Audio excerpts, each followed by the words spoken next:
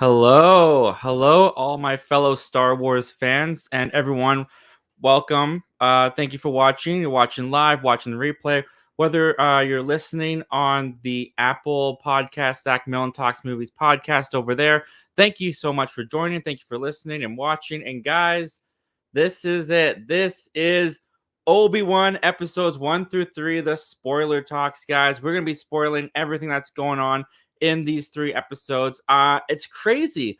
Obi-Wan started less than a week ago, and we're already halfway through the entire show. I mean, that's what happens when you drop 2 episodes at the start of a 6-episode season. I'm not complaining, though. I'm glad we got those first 2 episodes in one night. Episode 3 was just, so good. We'll get into it, guys.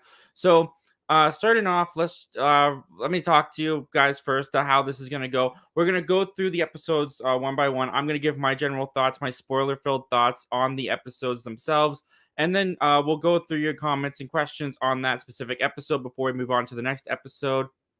To start off, though, let's go with my overall thoughts so far on Obi-Wan. So if you guys have been around for at least since the beginning of this year, I put out my video, my most anticipated projects, my movies, TV shows that were coming out this year, and Obi-Wan was number one. Obi-Wan, this was my most anticipated show of the entire year. I've been looking forward to this thing for a very long time. It was supposed to be a movie like back in 2018, 19-ish, I think. I remember I was in high school still when they announced that they were doing Obi-Wan. Now it's ended up being a series. It's finally here on Disney Plus. And overall, my thoughts so far on Obi-Wan, and I know that this is like selfishly of me, I like it so far. I don't love it as much as I wanted to love an Obi-Wan show. It's not necessarily the Obi-Wan show that I was looking that I was gonna get. That being said, though, taking my selfish thoughts and just like me stuff out of this, I think it's going really well so far. I'm really enjoying. Hey, Lisbeth, you're in. What's up, Lisbeth? What's up, Zach? Not much. Just hanging out with you guys, talking about Obi-Wan. So excited to get into this with you guys. So yeah, with Obi-Wan, I'm really enjoying the stuff they're doing with the Obi-Wan character. There's some surprises in there that we'll get into that I was not expecting going into this show. I think as the episodes are so far, I really enjoyed episode 1. Episode 2, I was, this is okay. I was lesser on, but episode 3 really got me back into that hype mode. I loved episode 3. So without further ado, let's just jump into episode 1. So episode 1 starts off with, I think, a pretty big bang. First of all, they did this really great summary of the prequel trilogy. They did this montage, kind of like, not slideshow because it's movies, but they did this montage clips of all of the story of the prequel trilogy, and they really summed it up beautifully. It really set the tone. It set the stage for where we were going to be in the galaxy far, far away this time around. Josh, hey, how you doing, man? Hello, welcome into the chat. Thanks for being here, man. So we go through the whole prequel trilogy. We go through that epic montage, and then they kick us off. They drop us right in to Order 66, and this was a banger. I loved that they started off. When we cut to those kids and their Jedi leader training them, I was like waiting for those stormtroopers to come in, and sure enough, there they were. You see the Jedi fighting back, you see the massacre. It really just helped to really set the tone and get us to where the galaxy is going to be, because then they cut 10 years later, and we see that the Jedi are being hunted, and we get introduced to the Inquisitors. Primarily, we get introduced to Moses Ingram's Reva here, and I really liked the opening scene of this show. It just really established the despair and the fear that the Jedis were living in. I love the way that the Inquisitors just went into the cantina looking for the Jedis, and they knew how to get the Jedis out, because, as they say, the Jedi code, it's like an itch. So they start terrorizing people in the cantina because the Jedis just can't help themselves. They have to help the people. I love that she throws that dagger and he uses the Force. That Jedi hiding in the cantina uses the Force to stop that dagger from cutting that girl's neck. And that's how the Inquisitors get him, man. And we see Reva here. She starts putting that lightsaber in his shoulder. The Grand Inquisitor stops her from doing it, and that Jedi's on the run. And it was just a beautifully set up scene. I thought they established the tone of this show so beautifully throughout this entire opening sequence. And then we met Obi-Wan. Obi-Wan 10 years later.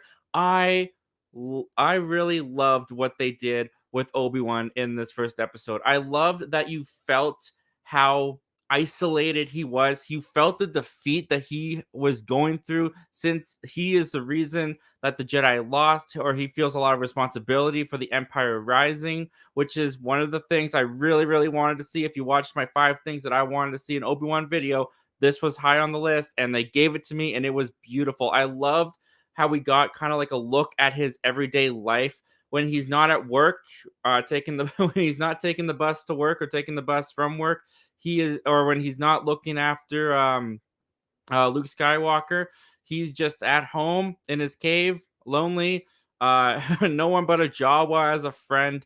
It was just so awesome, and I loved how they really showed the haunting and just how much the defeat of the Jedi has haunted Obi-Wan throughout these years. I loved the nightmare sequence that we got with him when he was alone in his cave at night. Um, let's see what you guys are saying real quick. Luke Ponto, Mr. Milne, what's going on, brother? What's going on, Luke? Not much, man. Just hanging out with you guys, talking about some awesome Star Wars stuff, man. Elizabeth, I just finished Solo and decided that I'm going to take a break watching the movies so I can watch Obi-Wan. Then I will continue my journey. You're back for another spoiler talk for something you haven't watched, Elizabeth. So are you going through chronologically, or are you going through release date? Have you watched the prequels? I want to hear your thoughts on that, Elizabeth, real soon. Luke Ponto, Obi-Wan is my favorite Jedi. Yeah, I don't know if he. I mean, I guess technically Anakin Skywalker is not a Jedi anymore. I don't know. I guess Obi-Wan would be up there if not Luke Skywalker. I think Obi-Wan would be like my second favorite Jedi for sure. But we go from Obi-Wan, we go from the setup of Obi-Wan, we see where he's at, and then this surprised me. This I wasn't expecting to get at all. We cut to Alderaan, and here's Leia. Little itty bitty 10-year-old Leia. I don't know if I don't know if that actress is actually 10 years old. I didn't look that up beforehand, but we get a setup with Leia, and I was really taken aback by that. I was like, huh, Leia. I wonder sorry guys. I wonder what we're doing with Leia. And I had no idea that they were gonna have such a focus on Leia, that Leia was gonna be the main subject, the main MacGuffin, if you want to, of the mission that Obi-Wan was gonna have to go on.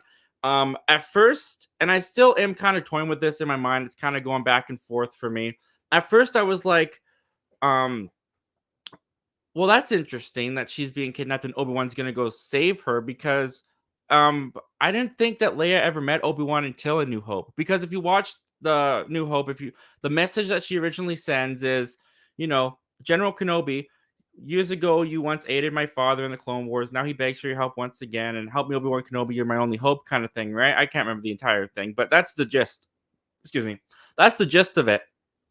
And for like 19 years at the most, anyways, I've always interpreted that message as if she was talking to like a family friend that she had heard about, where it's like, hey, I heard that you did these great things for my father once. He needs your help again. I'm reaching out to you in desperation. Help me, Obi-Wan Kenobi. You're my only hope.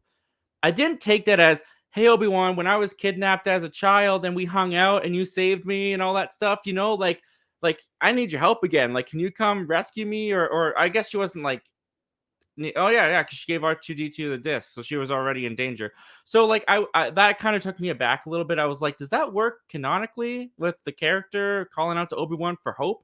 But I'm getting over it. It's not a real big deal. But yeah, Leia's in this show. She gets kidnapped, and that's what brings Obi-Wan out of his despair, because he has to go and save Leia. And let's see what you guys are saying real quick. Okay, so Elizabeth says she's watching them chronologically. Very cool, very cool. So Alden Ehrenreich is your introduction to Han Solo, not Harrison Ford. That's fascinating. You have an interesting perspective there now. That's interesting, because Harrison Ford has always been Han Solo to me, and Alden Ehrenreich was like this guy that came in, tried to do the part. I thought he did fine, but he's not my Han Solo. So that's interesting. I wonder what you think of Harrison Ford compared to Alden Ehrenreich in that way. Elizabeth, y'all were right. Revenge of the Sith is amazing. I'm happy you liked it. I'm so happy you liked Revenge of the Sith. I noticed you're not talking about the other prequels, but I'm glad you liked Revenge of the Sith. Luke Ponto. I've watched the first 2 episodes of Obi-Wan and I'm loving it so far. Can't wait to continue the journey. Yeah, man. Um, you haven't even gotten to episode 3 yet, man. So when I get to episode 3 here, I think you should go watch it before you hear about it. I just want you to experience it, man. As much as I hate to lose you as a viewer and to talk to you, man, you got to see episode 3 before you just hear about it. Lisbeth, I did watch Obi-Wan and it's good, but like you, I didn't love it. Yeah, yeah. Okay, so you're in the same kind of boat as me. It's good. I like it. I'm enjoying it. Not quite loving it yet. But this was as we go on in this episode, we get a really great interaction with Owen and Obi-Wan as he's like, "Hey, stop looking over Luke, you creep." And Obi-Wan's like, "He has to be trained one day." And he burns him like, "Oh, you mean like how you trained his father? Like that kind of trained?" And then you got Reva in here. She comes in with the Inquisitors. Owen stands his ground, man. I was like, I would not be able to do that. I would not be standing my ground to an Inquisitor who's got a lightsaber next to my neck. Owen's a boss. It's such a shame that spoiler alert, Lisbeth. It's such a shame that he just gets like fried up later on. And then of course Obi-Wan to end the episode. There's this Jedi that comes earlier in the episode who's like pleading for Obi-Wan's help. And he's like, "I'm being hunted. I'm being chased. You got to help me." And Obi-Wan's like, "You want my help? Here's my help. You have to go hide your lightsaber in the sand and just drop it. Like, don't even let anyone know you're a Jedi. We lost. The fight's over. Get out of here." And later on, that same Jedi, well, he's strung up by his neck. He's hung in front of the whole city on Tatooine, wherever they are. And that's what puts the fire back in Obi-Wan, because originally when Bail Organa and his wife call out to him, asking him to go get Leia, he's like, "I'm not doing this. Find someone else. You got the wrong guy. I'm not willing to do this. I'm not ready to go back. I've got to stay with the boy. I got to watch over Luke." And they're like, "Well, Leia's just as important as Luke. Like, you can't just like pick the boy over the girl, kind of like how they did." But they had to be split up, so I'll give them the benefit of the doubt. But yeah, Obi-Wan's like, "No, I'm out of the game. I have to stay for the boy. I'm not doing this." And then that Jedi gets strung up, and you see it change Obi-Wan. He's like, "I got to do something for this girl." And so he goes into the desert. I thought this was really cool. He goes to the desert. Don't know how exactly he found exactly where he put this box, but he's got 2 lightsabers. I'm assuming one of them is Anakin's. He takes his lightsaber out of the box, and I'm pretty sure that's the same box that he will present the lightsaber to Luke in A New Hope when he's given him Anakin's lightsaber. I picked up on that right away. I was like, "That's really cool." I just thought it was really cool. So yeah, episode 1 did a really great job, I thought, of laying the groundwork, introducing us to the characters that we were going to be following throughout this series, introducing us to Obi-Wan, where he's at now, his mindset, the haunting of his loss, of Anakin, of the Jedi Council. There's also really fascinating stuff. He's reaching out to Master Qui-Gon. In like the beginning of this episode, he's calling out to Master Qui-Gon. So you know Liam Neeson is going to be in this series at one point or another, because they keep setting it up. Ever since the first episode, they've set up he's going to pop in. So as far as episode 1 went, I was very satisfied with it. It was slower moving, which is what I wanted for the first episode. Just reintroduce us to Obi-Wan, show this once great Jedi Knight, Jedi Master, now just working in a meat factory, cutting up meat, taking some home so that he can feed himself. I thought it was all brilliantly done, and I really enjoyed episode 1. Let's see what you guys are saying. Luke Ponto. I'm not going to remember any spoilers for episode 3 anyways. Oh, I don't know. You might, man. It's a big one. Josh Jones. In my opinion, Yoda is the best Jedi, but Obi-Wan close second. Yoda's a good one. I don't know why I forgot about Yoda. Yoda's a good one, too. Lisbeth, the Phantom Force, I think you mean the Phantom Menace, was enjoyable and entertaining. It's good, not great, but good. Oh, that's good. You enjoyed it. And when I finished Attack of the Clones is when I started to get invested. Ah, okay. So you liked Attack of the Clones. You can see through the crap like I can, and you enjoy it. At least that's what I take it from that message. All right, guys. So with that, let's go on over. We are talking about episode 2. And episode 2, I didn't love it like I loved episode 1. Like, I really liked episode 1. Episode 2 was okay. You got Obi-Wan. He's on this planet looking for Leia. He is being hunted by the Inquisitors, and you find out that Reva is actually, she's got a real I don't want to say that word. I almost said the wrong thing. vendetta. She's really going after Obi-Wan. She has a real goal to get this guy, and she's the one that actually set up the kidnappers to bring Leia to this planet so that they could lure Obi-Wan out of Tatooine, out of hiding, so that she can get him. I have a theory about Reva. It's actually not a very original one. I've seen it some other places too. I think that she is one of the Jedi that was in Order 66 at the beginning of the episode. I think that was one of the significant reasons they showed this scene at the beginning of episode 1.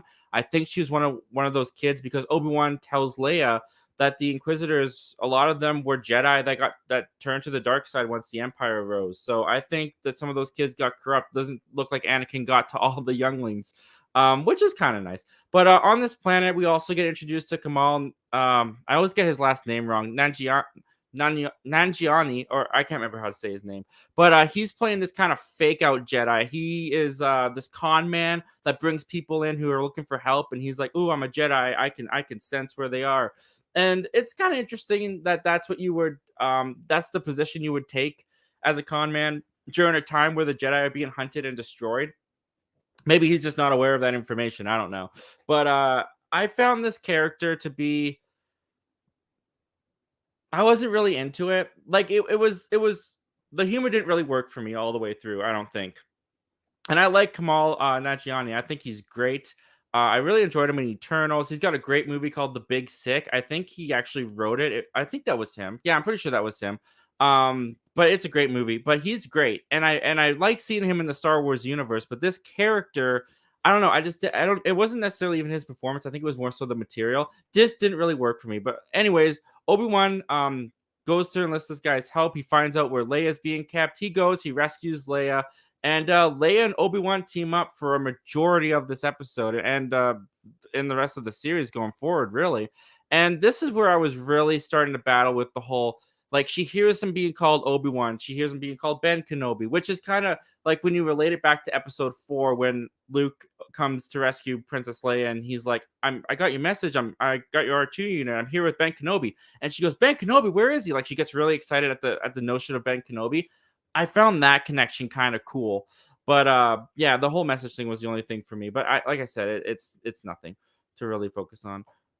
What the Josh? Did you send me 99 cents?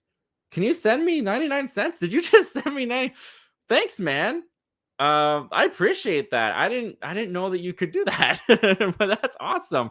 Wow, helping the channel out, man. Thank you so much, Josh. Wow, my that's my first donation, I guess you could call it. My wow, thank you so much, Josh.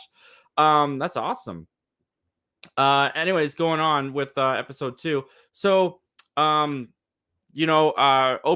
he gets Leia, but then there's this wanted Obi-Wan message that goes across the galaxy to every bounty hunter because Reva's looking for Obi-Wan in the city. They lock down all the ports, and Leia notices you know the wanted hologram that Obi-Wan is on. And she just freaks out. She's like, "Are you the real kidnapper? I'm getting out of here. You're not a real Jedi." And she just takes off running. And yeah, it was one of those moments where you're like, okay, yeah, she's kind of used as a narrative plot sometimes. If you look at Leia, she's there to get Obi-Wan off of Tatooine to get on this adventure and get hunted by Reva and Vader. And Leia is along for the ride, and I do like the little actress that is playing Leia. I think she's adorable. I think she really captures the kind of the snappy, the snarky, the strength that Princess Leia had. Like Leia didn't take any crap from anybody, and she just spoke her like what was on her mind. She said what she wanted to, and I think this little girl really captured Carrie Fisher's performance in that way. But yeah, she goes running off, so Obi-Wan has to chase after her, and he's being chased by bounty hunters. And eventually, she's falling off of this building as she's trying to get away from Obi-Wan, and she's hanging on to this wire. And Obi-Wan's been kind of like, it hasn't really been talked about too much, but he's kind of cut off from the Force, or he hasn't used the Force in a very long time. And I really liked this moment of him using the Force for the first time to save Leia. You see him struggling to use it as she's falling, and he catches her at the last second, and she just hovers above. And that's when she really starts to trust him and sees that he's a Jedi. And yeah, I thought that was done really well. I think that was a really cool way to you know, reintroduce the force into Obi-Wan. Josh, OMG, you're my favorite YouTuber. Woo! First donation. Let's go. Yeah, thank you so much, Josh. I really appreciate that. That's amazing. Luke Ponto, you have the super chats on, so that's why he donated. Oh, okay. The super chats. They must. I didn't realize that they connected to StreamYard. They must have turned on when yeah, I hit 1,000. That's really generous, Josh. Thank you so much for just sending that to support. Um Anyways, so we get to the end of this episode, and Reva has got Obi-Wan. He's cornered, and she starts talking to him. She starts taunting him. She's like, you know what? Anakin Skywalker, he's alive. He's Darth Vader is gonna find you, and Anakin is alive. And I'm not gonna lie, in the five things I wanted to see in Obi-Wan Kenobi, this was in the list. I wanted to see the moment Obi-Wan learned that Anakin Skywalker was alive, that Darth Vader is still around. This is not how I would do it. This like it was just so anticlimactic to me. Like this random Inquisitor Reva girl who's hunting Obi-Wan, she's the one that tells him Anakin's alive and stuff like that. I wanted there to be more like of a gravitas, like a real dramatic moment of Obi-Wan. Like maybe he just sees Vader for the first time in 10 years pass by, and that's when he learns, holy crap, that's Darth Vader. That's who Anakin was. Like maybe he just hears the word Vader, Darth Vader. He hears something. But she just flat out tells him Anakin's alive and he's Darth Vader. And I was disappointed, but what saved it for me, what saved this ending, was Ewan McGregor's performance. Ewan McGregor's face did so much in this moment. You could see the anxiety, the fear, the panic, the almost guilt that he felt for what he did to Anakin, knowing he's alive. Like it was such a powerful performance from Ewan McGregor. It totally made that moment okay for me. And this episode ends with a bang when he is just, he's muffling out Leia's voice, and he just says Anakin, and boom, cut to Anakin in the back, I think it's a back to tank, I can't remember exactly, but he's being healed, and his eyes just pop open, and the episode ends. And I don't know, I haven't seen too many people talk about this. It could just have been a cut for the show. I think that Obi-Wan called out to Anakin in the Force, and that got me chills like all the way up my arm when he says Anakin, and it just cuts to Anakin's eyes just bursting open. I just took that as Obi-Wan just called out to Anakin in the Force, and Anakin just sensed it. It was the episode overall. It was okay. It wasn't one the most enjoyable one for me. Definitely not as much as episode 1. But that ending, man, whew, that ending was powerful. That ending hit. I loved the way that episode 2 ended, and it set up so beautifully for episode 3. But before we get to episode 3, let's see what you guys have said. Schofield Studios is in here. Hey, Schofield Studios. Thanks for joining, man. Thanks for stopping by and talking Star Wars with me. Schofield Studios. People have a problem with Reva knowing Anakin is Darth Vader, but I don't think it's that big of a deal. Vader and Anakin are almost different people, and Kenobi said Anakin died by Vader. Yeah, I've seen people having a problem with Reva knowing that Anakin is Darth Vader because apparently, and like I said before, I don't read any. Not that I don't read any of the comics. I do have one of the Vader collections down there. So I've read some Star Wars comics. And apparently in like the books, in the cartoon shows, in the comics, if you know that Anakin is Darth Vader, if you find that out, you're dead. Like there's no one apparently that knows that Anakin is Darth Vader that is in Darth Vader's circle who lives through it. So that's what I've seen from people that have a problem with Reva knowing that Anakin is Darth Vader and just giving out that information apparently to Obi-Wan. But yeah, I don't have a problem with her knowing necessarily. It could just be a thing that got around and people are like, hush, hush, don't let Vader know that he's Anakin, but we all know he's Anakin. It could be one of those things, but just the way it was done in the episode with her being the one who tells Obi-Wan pretty blatantly and stuff, it's I would have done it differently. Let's just say that. But I'm not making the show, so what can I say?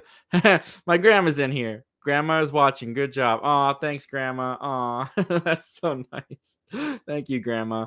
All right, so let's move on, guys, because this is the big one. Like, this is the one where I was like, all right, I'm enjoying this show so far. I'm liking it, but Episode 3.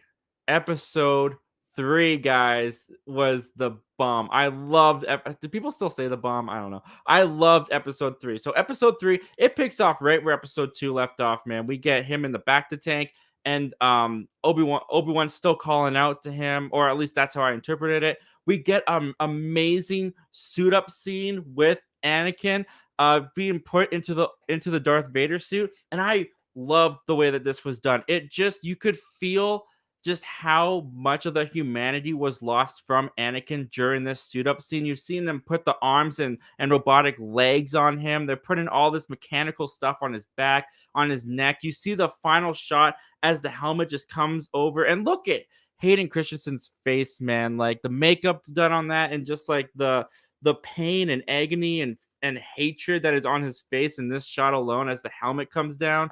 It's just so great. And then there he is. We got Vader in this episode, and we got a lot of Vader in this episode. I didn't really expect to get as much Vader as we got in episode 3. I was hoping we'd get a lot of Vader in this show, but they gave us a lot of Vader in this show. And we immediately, another thing on my list, I really wanted to see Vader's castle, guys. Vader is in his castle. He's on Mustafar. He's sitting on his throne as he's taking the call from Reva, letting him know that Obi-Wan has been found. And they brought James Earl Jones back to do the voice of Vader. He sounds so good. I think they modularized it a little bit. I think that they did change it, because in Rogue One, when you heard Vader's voice done by James Earl Jones, you could hear a little bit of James Earl Jones' voices now. Like he's an older guy. I think he's close. I think he's in his 90s. And the fact that he's still playing this guy that he started playing in the 70s is crazy.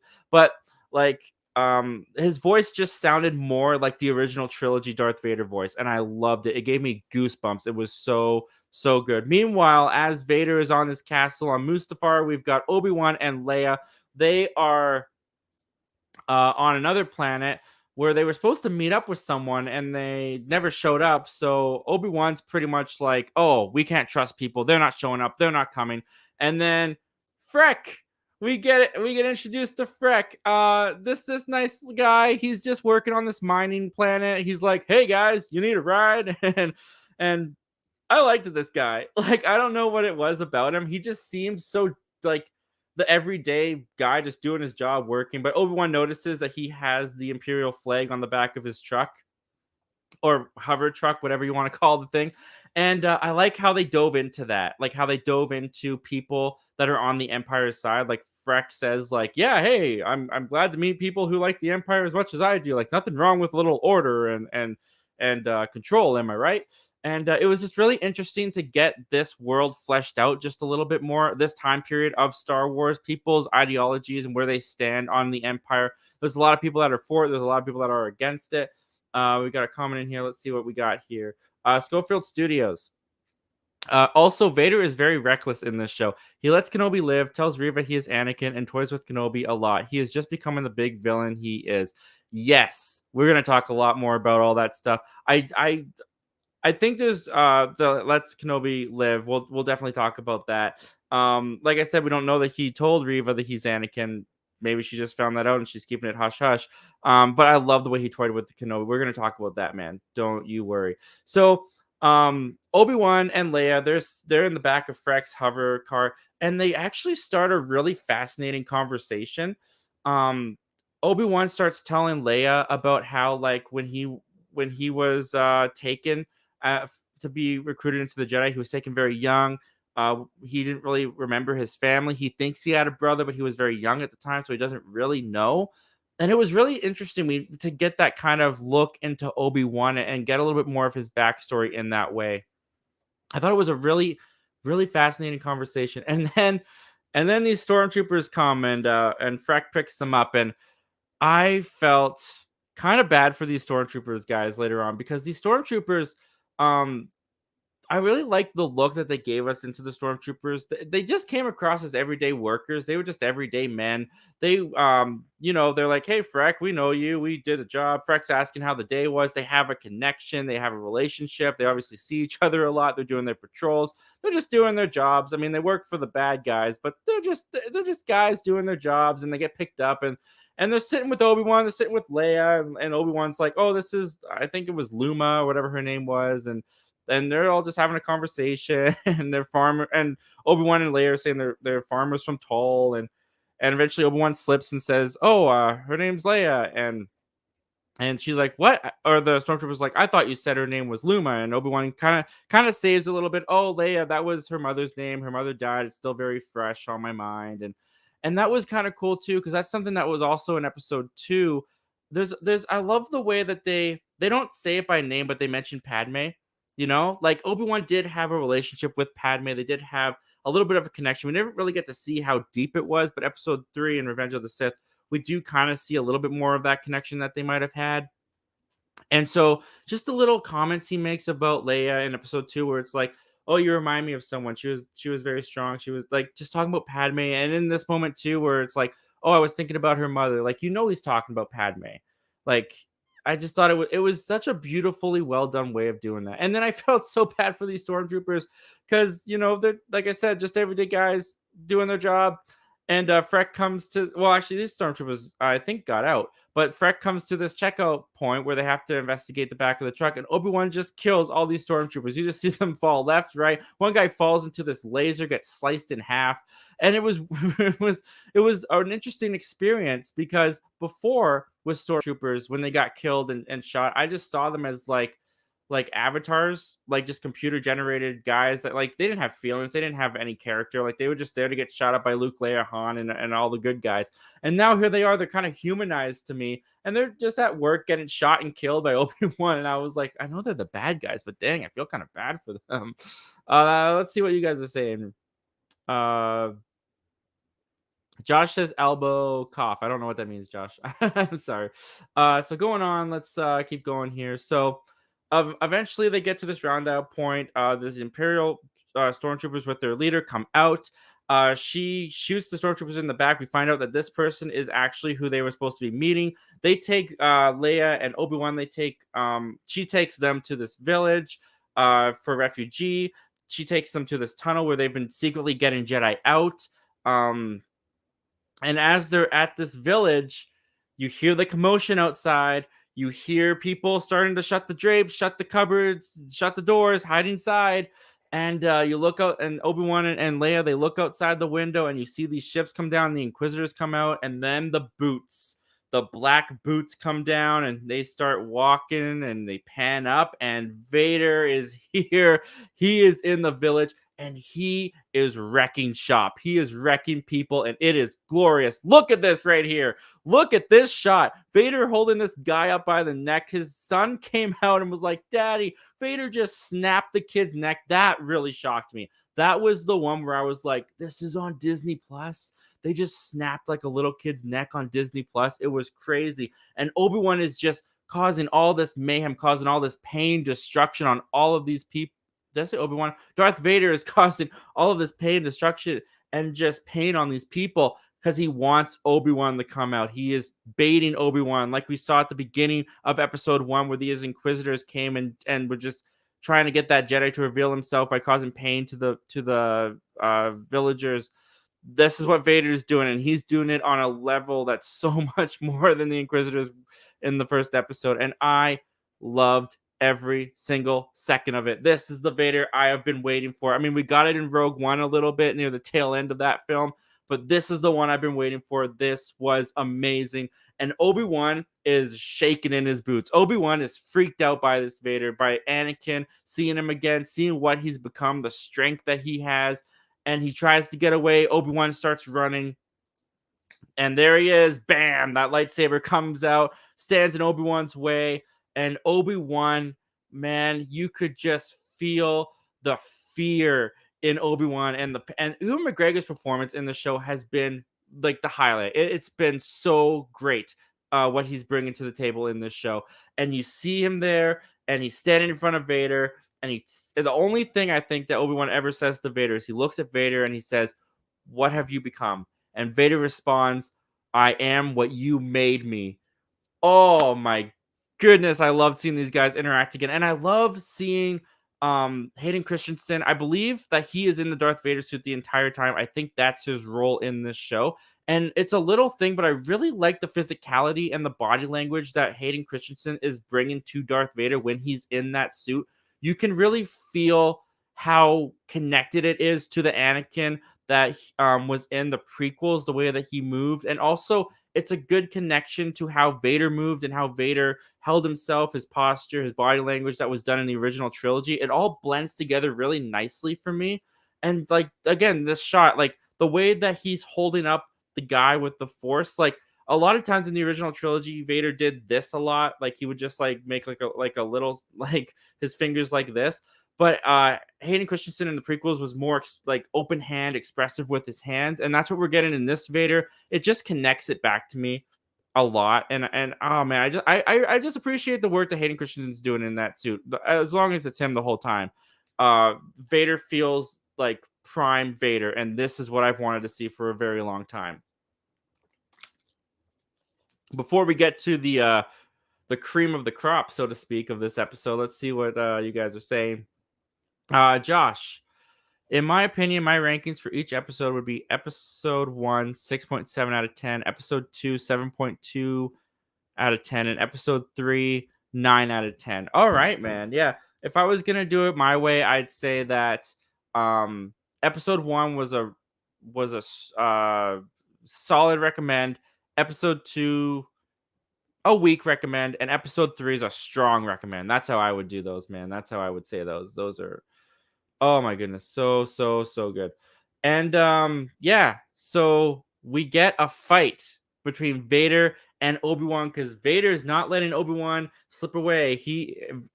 Obi-Wan's trying to get around these like hills on this mining field, and Vader just keeps coming for him.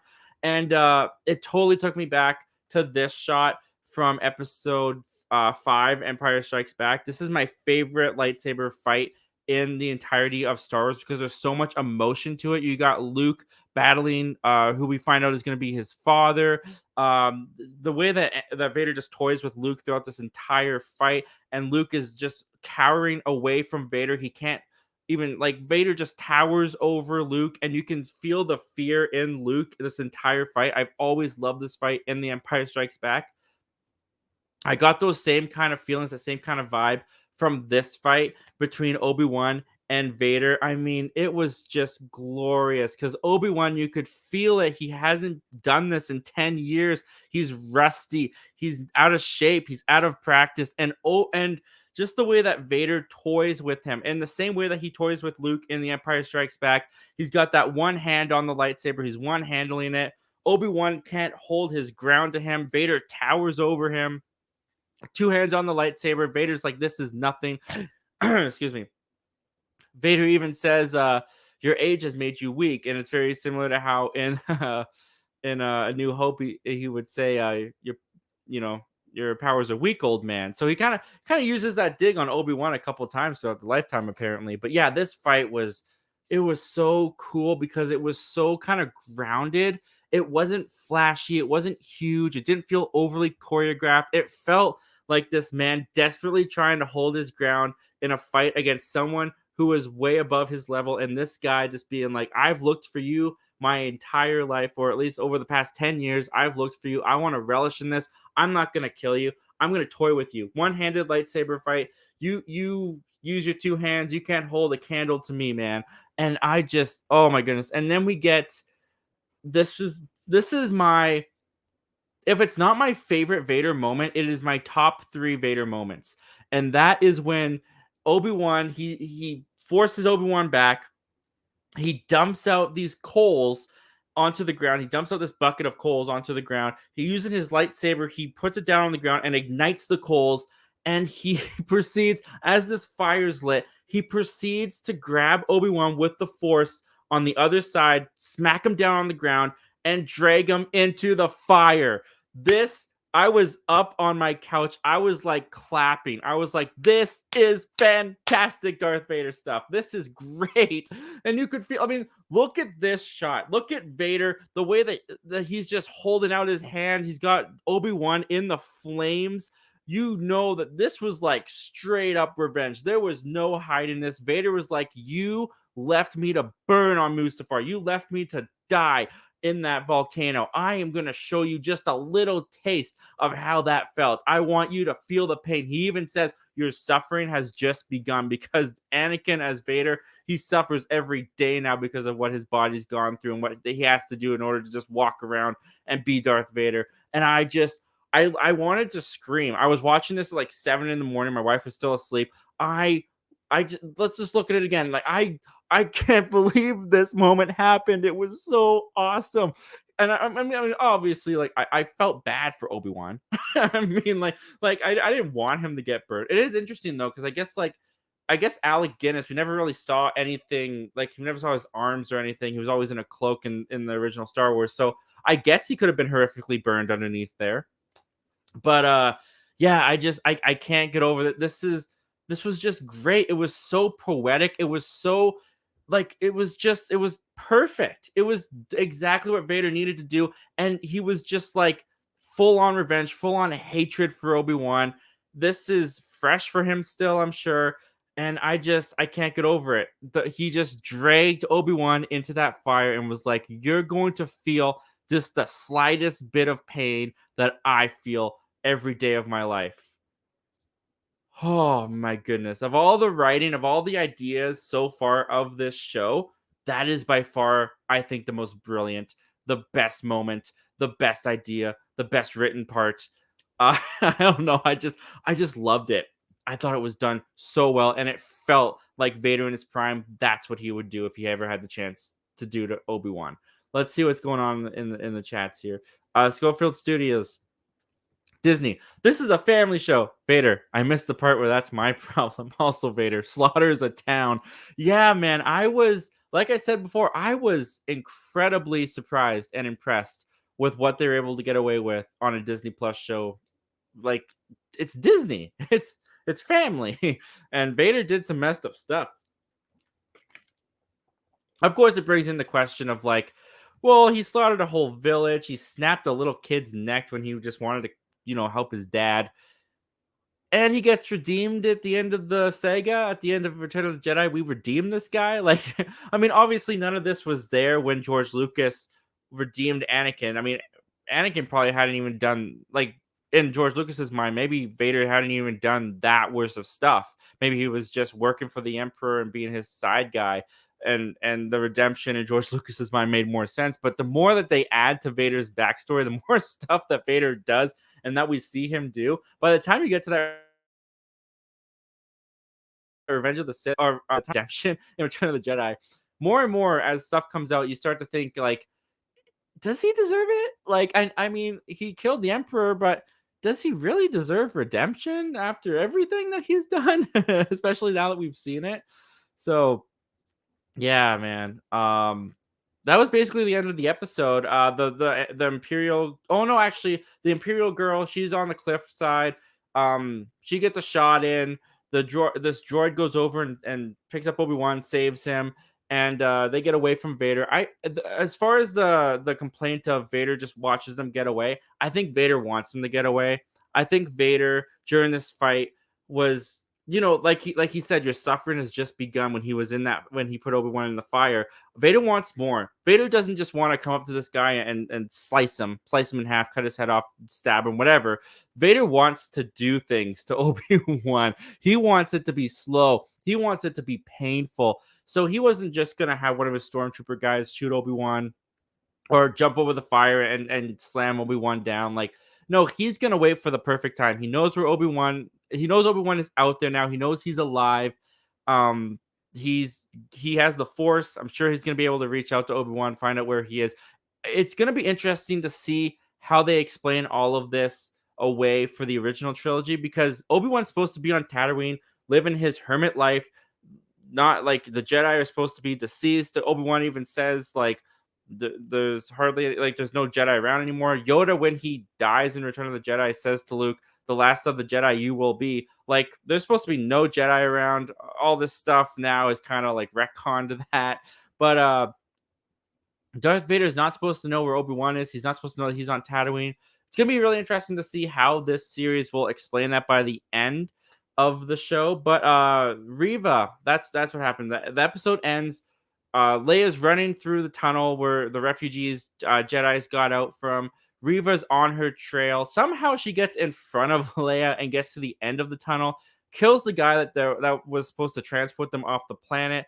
And the episode ends with Reva chasing Leia down the tunnel, and you got to assume that she gets her, right? I mean, there's been a lot of times, more than there should be in this show, where Leia outruns adults and gets away. But that's just like a little nitpicky thing there. But that's where we're at, guys. That is Obi-Wan's episode 1, 2, and 3. At least all the stuff that I can remember. If there's stuff that you guys want to talk about, drop it down in the chats, drop it down in the comments. We'll go through a couple of them. But as far as where I'm at with the show, like I said before, I really like it. Really enjoying it. Not the Obi-Wan show I thought we were gonna get. Episode 3 was definitely closer to where I thought the show was gonna be, what I thought the Obi-Wan show was gonna be. And I was very, very, very satisfied with episode 3. But I'm enjoying it. I'm really liking Obi-Wan. I think Ewan McGregor's doing a really great job. I'm hoping we get to see a little bit more from Hayden Christensen outside of the suit. Just a little here, one sec. Let's do episode 4 prediction, huh? Episode 4. I'm not going to write it in. That's stupid. So, episode 4 prediction. Here's what I think is going to happen in episode 4. I think that the episode's going to start out. I think now that we've seen Vader and Obi-Wan come clash together, we've seen Vader's like want to get Obi-Wan, the suffering he wants Obi-Wan to endure. I think they're probably going to want to flesh out a little bit more of what Anakin meant to Obi-Wan. I think episode 4 is where we're going to get a flashback of Anakin and Obi-Wan. I think we'll get Hayden Christensen out of the suit. I think we'll get a little de-aging done on Ewan McGregor and Hayden Christensen for this flashback. I think they're going to give us a little glimpse of that, get a little bit more of their camaraderie, see what Obi-Wan really lost. And then we're going to pick up, hopefully it's not going to be a rinse and repeat thing where Obi-Wan has to go and find Leia again and rescue her from Reva again. Like, don't repeat that. You only have 6 episodes. Don't waste time on that. But I think we're going to see Vader. I think he's going to have a hunger. I think now that he's gotten just a little taste of putting suffering on Obi-Wan, he's going to want to go all the way. And we're going to see a really aggressive Vader, even more than we saw in this episode, going after Obi-Wan, and anyone that gets in his way to stop him from getting to Obi-Wan. I think we're going to see them get taken out. I think Obi-Wan is going to be in a bacta tank at some point. I think he's going to be healing from his wounds. He's got to be healing from his scars. He's definitely gotten burned up. And I think there's going to be some kind of sympathetic feeling he gets from being in the fire, where I think he's going to want to see if he can help Anakin. I think he's going to feel for his friend. I think we're going to have a moment in Return of the Jedi when Luke confronts Vader and talks about, there's still good in you. I felt it. Vader says to him, Obi-Wan once thought as you did. I think we're going to see the moment where Obi-Wan once thought as Luke did. I think this is going to be the moment where Obi-Wan's like, I think there's still, I hope there's still good in Anakin. I'm going to try and find out. I think he's going to actually pursue Vader. He's going to train a little bit more. He's going to actually, this isn't so much episode 4. I think the series ends. I think the last episode that we get, I'll just give this prediction of episode 6. Episode 4, I think we'll get a flashback. I think we'll see Obi-Wan starting to sympathize with Vader. I think the last episode, I think episode 6 is going to end with Obi-Wan having trained, having built up his stamina again. He's actually going to pursue Vader at his castle on Mustafar. He's going to confront Vader, see if there's any good left in Anakin. Vader's going to reject every chance that Obi-Wan, any attempt that Obi-Wan gives. And then we're going to get this really epic rematch once again on Mustafar. Obi-Wan's going to come out on top. Defeat Vader, and I think that's where that's when he gets to Luke and says, Vader, he's more machine now than man, twisted and evil. I think we're going to see the moment where Obi-Wan comes to that conclusion. It cements it in his mind, and that's where the series I think that's where it's going. But let's see what you guys are saying. Take some of your comments, and then we'll call it a night. Let's see here. Schofield Studios. I predict Kenobi gets captured by the Inquisitors. Then Liam Neeson shows up as a Force ghost and convinces him to escape out of prison. Oh, I didn't even think of a Liam Neeson prediction. Okay, where do I think Liam Neeson as Qui-Gon Jinn could come in? You know what? I'm gonna go out on a limb here, kind of take a little bit what you're saying there. I think Liam Neeson comes in the next episode or in the 5th episode, and I think Liam Neeson is actually the one that motivates Obi-Wan to go pursue Anakin and see if he can save Anakin. I think that's when Liam Neeson comes in. I think Obi-Wan's finally going to reach out to him. Qui-Gon Jinn's going to come down and be like, "You need to help the boy. You know, go save him. Go help the boy." Um, that's where my Liam Neeson prediction is going. But I like yours too. I think it's a really good chance that Kenobi does get captured by the Inquisitors, and then they bring him to where Leia is. I just don't want them to rinse and repeat that story, like that plot. You know, like, oh, I have to go save Leia again. Excuse me. Schofield Studios. Then in the final fight, Vader says, "So you came to die with the Jedi." Ooh. I kind of like that line. That's a good line. And Kenobi says, "No, I'm here to stop you." Then Kenobi breaks Vader's face mask and is about to kill him. Oh my goodness, this is getting intense. You got another part here? Oh, yeah, Schofield Studios goes on to say, then it turns out the rebel spy disguised as a general is the main villain and is going to blow up Tatooine with a bomb. Okay, come on. Is that a joke? Then it turns out the rebel spy disguised as a general is the main villain and is going to blow up Tatooine with a bomb.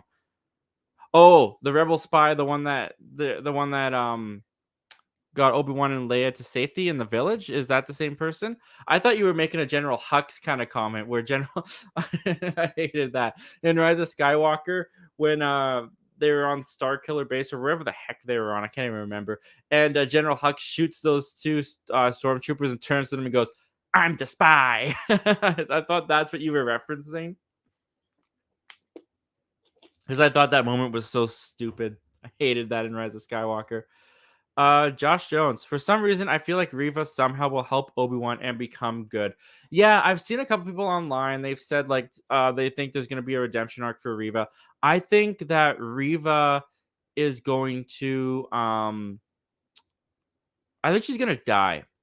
I think because she's so hungry and she wants to become Vader's sidekick. She wants to get on the good side with Vader. She's doing everything she can to impress Darth Vader, including getting Obi-Wan Kenobi for him. I think there's gonna be a moment where she gets what she wants. She's gonna be on Darth Vader's like hip, and then she's gonna make a mistake or do something, or Vader's gonna blame her for something. And I think right into the gut. I think Darth Vader is gonna kill Reva. I think the dream that she has, she's gonna achieve, and it's gonna backfire on her. But I've seen a lot of people think that she's gonna get redeemed too. And you know what? If this monster Darth Vader can get redeemed at the end of Return of the Jedi, Reva can get redeemed for chopping off some innocent woman's hand and killing a Grand Inquisitor and all that stuff. What was that? I don't know if you guys heard that. It's like a buzzing. I don't know. Schofield Studios, The Dark Knight Rises. Oh, you were doing a play on The Dark Knight Rises. Let me read that again. Let me read that again. I predict Kenobi gets captured by the Inquisitors. Then Liam Neeson shows up as a Force ghost and convinces him to escape out of prison. Oh my goodness, how did I not see this? This is brilliant, Schofield. Christian Bale when Liam Neeson shows up when he's in the pit. And then in the final fight, Vader says, "So you came to die with the Jedi." Oh my goodness. And that's what Bane says. Kenobi says, "No, I'm here to stop you." And then Kenobi breaks Vader's face mask and is about to kill him. This is The Dark Knight Rises. How did I not see this? I'm so mad at myself. Then it turns out the rebel spy disguised as a general is the main villain and is going to blow up Tatooine with a bomb because they were going to blow up Gotham with a bomb. Oh my goodness. The comment that makes me feel stupid of the night goes to Schofield Studios. That was smart, man. I like how you did that. That was really smart. Schofield Studios. I wouldn't mind if Reva dies in this show. I have no interest for her out of this show. Yeah. I don't know. I'm not very big on. I know that I don't want to even get into it. Moses Ingram, the poor girl, she's had so much stuff to endure during her run on this show from just awful people and comments and I feel for her. I feel so bad for her, and that's not right. But I'm not a big fan of what she's bringing to the show necessarily. Like not what she's bringing, just the character itself. I find it kind of interesting that she's so hung up on trying to get on Darth Vader's side. She wants to be the Grand Inquisitor. She kills anyone that gets in her way, kind of thing. I don't know. She just hasn't struck a chord with me so much. Like if she wasn't in the next episode, I don't even think I'd notice she was gone. Um, yeah, but that's just me. I don't know. But yeah, I wouldn't mind if she died. I wouldn't even mind if she got redeemed, to be honest. I think it would be a little bit of a not a cop out, but just like treading old water. Like not every single villain in Star Wars has to get redeemed. Darth Vader got redeemed, Kylo Ren gets redeemed, now Reva's gonna get redeemed. Like they just don't need to do it, if you ask me. Um Schofield Studios. Maybe even the Grand Inquisitor kills her because nobody ever dies in Star Wars. Yeah, yeah, tell that to the Emperor. Yeah, no one ever dies in Star Wars. Um, yeah, I don't know. The Grand Inquisitor looked dead to me, man. Like she shoved that lightsaber up his gut. I don't know how anyone could come back from that. Harrison Ford, Han Solo sure didn't come back from that. So I don't know if the Inquisitor is going to come back from that. I have no stake in it, to be honest. Like, well, here, like Josh right here, Josh Jones says, in Rebels, the Grand Inquisitor dies a different way, so I don't think he's dead. Yeah, I don't watch Rebels. My brother tried 4 separate times to get me into the Clone Wars. I just can't get into them. Like I don't know if it's the animation style. I just prefer live action. I can't associate the live action stuff and the animation stuff. They feel different to me. I just never got into the cartoon shows. And so I don't know anything about the Grand Inquisitor and how he went in Rebels. I don't know what the canon of that is. But like the Grand Inquisitor didn't leave a very big impression on me, to be honest. I thought his design was really cool. I thought the Inquisitors were intimidating as a group. Like I really liked the Grand Inquisitor, the fifth brother, the third sister, which is Reva. Like I liked them as a group. I thought that when they came on to the scene at the beginning of episode 1, they were very powerful and were intimidating. But one on one, I don't find any real interest in their individual characters. So whether the Grand Inquisitor is dead, whether he comes back, I think if he came back, that'd be a little bit like a lackluster twist or surprise. But I don't know. I just hope he's dead. I don't know. But I know Rebel fans would get super mad if that was the case. Schofield Studios. Yeah, the Clone Wars isn't that interesting. They waited way too long to introduce Darth Maul. Yeah, my brother kept telling me, he's like, watch the Maul arc. Just watch the Darth Maul arc. And I watched like maybe 1 or 2 episodes. I watched enough to know that he has robotic spider legs after getting sliced in half in the Phantom Menace. But like I said, like the Darth Maul character in Phantom Menace, like he never really interested me all that much. Yeah, he looked cool. He had a cool lightsaber fight, but that's all his character really brought. Like there wasn't anything there that made me like invested in the guy. And I know that they get into that in Clone Wars. My brother's told me many times that they get into that in Clone Wars. But when I started watching the Maul arc, I just couldn't get into it. I was like robotic legs, and it was yeah, not for me, not for me. And I know that he came into at the end of Solo, a Star Wars story, and I was just kind of like, oh great, more Darth Maul. But you know what? If they did do a Darth Maul and they actually fleshed him out to be a really cool villain and have depth, which they might have done on the animated shows already, that could be kind of cool because he is a really cool designed character. I think he looks great. All right. With that, guys, I think we've done it. That is all of the spoilers I can think of. That is all 3 episodes of Obi-Wan Kenobi, guys. Thank you so much for joining me for this stream, talking about some Star Wars with me. We will definitely be back next week, whether Wednesday, we might just do Thursday again. We'll definitely be talking about episode 4 in a spoiler way, so stay tuned for that. Also, Miss Marvel starts next week, if I'm not forgetting. So actually, what we might do is we might combine Obi-Wan Kenobi episode 4 and Miss Marvel episode 1. We might just do spoiler talks for those two in one stream. Let me know what you guys think of that down below in the comments in the chat there. And yeah, we might just do that. With that, guys, thank you so much for joining. Thank you, everyone who's watching. Thank you for watching the replay. Thank you, everybody who is listening once again on the Zach Milne Talks Movies podcast, now exclusively on Apple Podcasts, at least for the time being. You can listen to all the other Zach Milne Talks live streams over there in audio form if you did not have time or if you missed the live video. With that, Schofield Studio says, great stream. Thank you so much. Josh says, bye. by Josh. Thank you again for the 99 cents, man. Means a lot that you would even consider donating, let alone that you did donate. So thank you so much for using the super chat. My very first super chat ever used. Very, very cool. With that, guys, have a good night, and may the force